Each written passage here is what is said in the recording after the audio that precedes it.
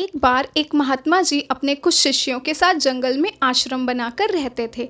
एक दिन कहीं से एक बिल्ली का बच्चा रास्ता भटककर आश्रम में आ गया। महात्मा जी ने उस भूखे प्यासे बिल्ली के बच्चे को दूध रोटी खिलाई।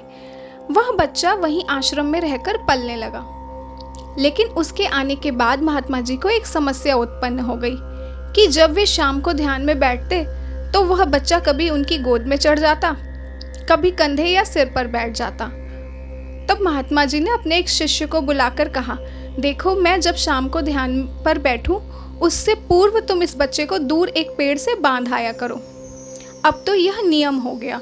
महात्मा जी के ध्यान पर बैठने से पूर्व वह बिल्ली का बच्चा पेड़ से बांधा जाने लगा।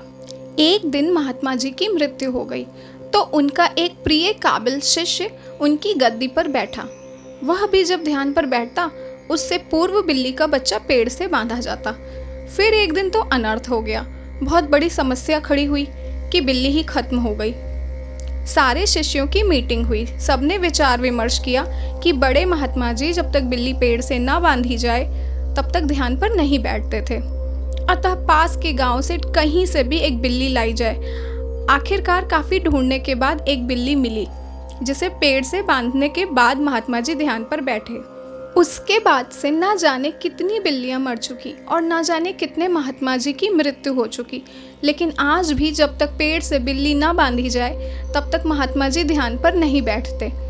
कभी उनसे पूछो तो कहते हैं, यह तो परंपरा है, हमारे सारे गुरुजी करते थे, वे सब गलत तो नहीं हो सकते। हम सब ने कहीं ना कहीं ऐसी ही बिल्लियां पाल रखी हैं। ज़रूरत है कि हम ऐसी परंपराओं और अंधविश्वासों को पनपने ना दें।